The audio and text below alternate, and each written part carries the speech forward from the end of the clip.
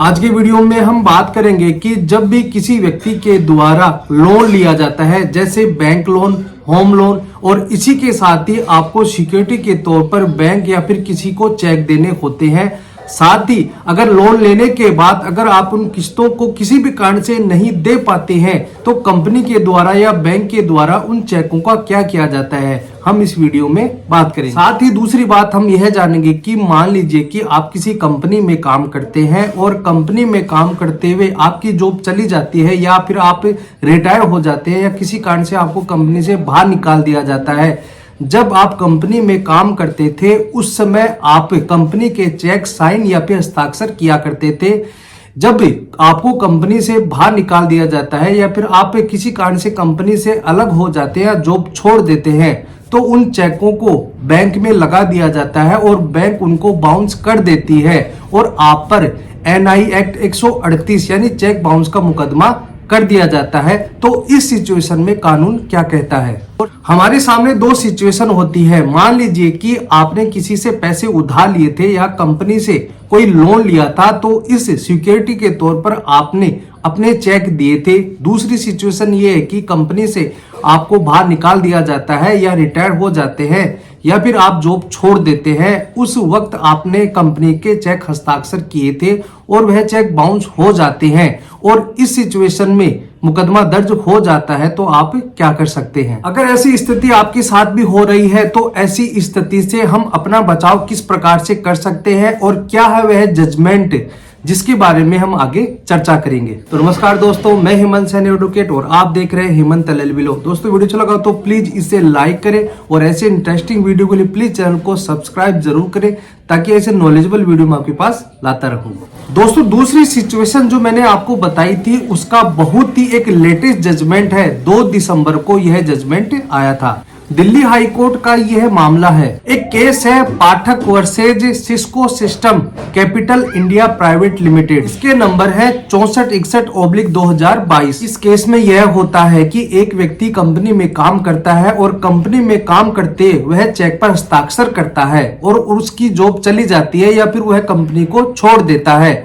छोड़ने के बाद उस चेक को जब बैंक में लगाया जाता है तो वह बैंक बाउंस हो जाता है और उस व्यक्ति पर चेक बाउंस का मुकदमा कर दिया जाता है। और जब दिल्ली हाई कोर्ट इस केस को देखता है तो दिल्ली हाई कोर्ट के द्वारा यह कहा जाता है कि जो व्यक्ति के खिलाफ जो तलबी आदेश है उसे खारिज कर दिया जाता है, यानी दिल्ली हाई कोर्ट के द्वारा तलबी के आदेश को क्वैश कर दिया जाता है और कहा जाता है कि जब यह चेक बाउंस हुआ था तो यह व्यक्ति कंपनी में काम नहीं करता था। नेगोशिएबल इंस्ट्रूमेंट एक्ट के द्वारा यह कहा जाता है कि जिस व्यक्ति के खिलाफ चेक बाउंस का मुकदमा हुआ है उस व्यक्ति को उसी दौरान कंपनी में काम करना बहुत ही जरूरी है। इसलिए जो मैंने आपको दूसरी सिचुएशन बताई थी उसमें यह बताया गया है कि केवल खाली चेक पर हस्ताक्षर करना उस व्यक्ति को NI एक्ट 138 के लिए जिम्मेदार नहीं बनाता है जहां तक कंपनी का मामला है।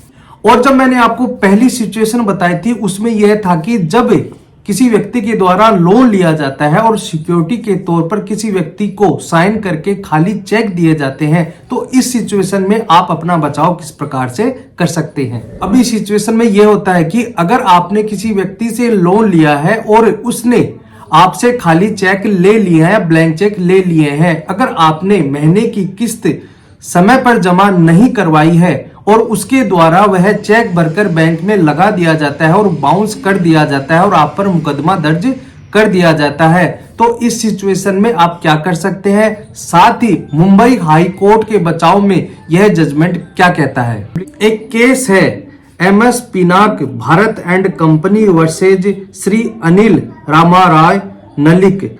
CR अपील नंबर है 1630 एंड 1631/2011। 13 दिसंबर 2022 को बॉम्बे हाई कोर्ट में इसमें जजमेंट पारित किया है। इस केस में यह होता है कि एक व्यक्ति के द्वारा कंपनी से लोन लिया जाता है। लोन लेने के दौरान MOU पर हस्ताक्षर करवा लिए जाते हैं।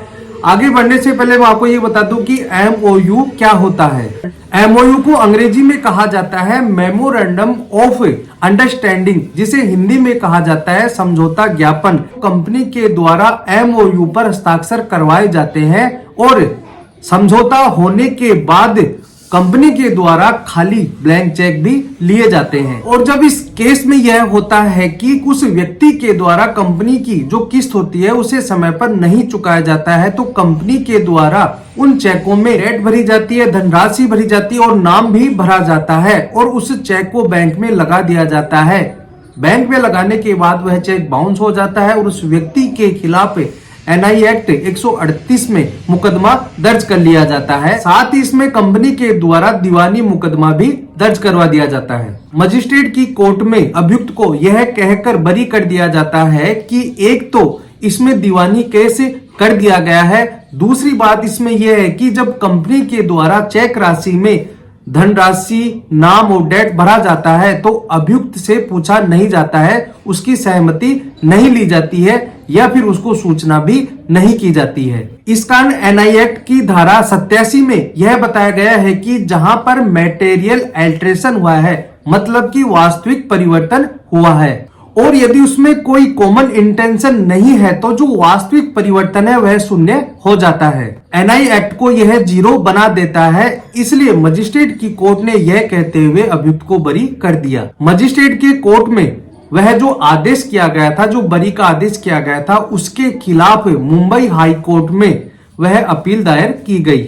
उसके बाद जब हाई कोर्ट में यह मामला जाता है तो सारे फैक्ट्स को देखा जाता है, सारे कानून को देखा जाता है और मुंबई हाई कोर्ट के द्वारा यह कहा जाता है कि जो ट्रायल कोर्ट ने ये जो कहा है, और यह देखते हुए एनआई एक्ट की धारा 87 का जिक्र करते हुए मुंबई हाई कोर्ट के द्वारा यह कहा जाता है कि ट्रायल कोर्ट ने जो अपना ओपिनियन दिया है और कहा है कि चेक में जो नाम, डेट और जो राशि भरी गई थी उसमें कॉमन इंटेंशन नहीं था, मतलब कि उस व्यक्ति की सहमति नहीं ली गई थी जिस व्यक्ति के खिलाफ एनआई एक्ट 138 का मुकदमा दर्ज किया गया था। इसलिए जो मजिस्ट्रेट का आदेश था वह बिल्कुल सही था। उस व्यक्ति के खिलाफ एनआई एक्ट 138 में मुकदमा चलाना बिल्कुल ही गलत था। इसलिए मुंबई हाई कोर्ट के द्वारा उन दोनों क्रिमिनल अपीलों को निरस्त कर दिया जाता है और जो नीचे की अदालत है उनके आदेश को यथावत रख दिया जाता है। मतलब कि मुंबई हाई कोर्ट के द्वारा जो नीचे की ट्रायल कोर्ट थी उनके आदेश को ही मान लिया जाता है। तो आज के लिए इतना ही। मैं उम्मीद करता हूं कि आपको ये वीडियो समझ में आ गया होगा कि किस प्रकार से आप चेक बाउंस के मामले से बच सकते हैं और इन जजमेंट के आधार पर आप अपनी हेल्प भी ले सकते हैं। तो दोस्तों वीडियो अच्छा लगा तो प्लीज इसे लाइक करें और ऐसे इंटरेस्टिंग वीडियो के लिए प्लीज चैनल को सब्सक्राइब करें ताकि ऐसे नॉलेजेबल वीडियो मैं आपके पास आता रहूं। धन्यवाद।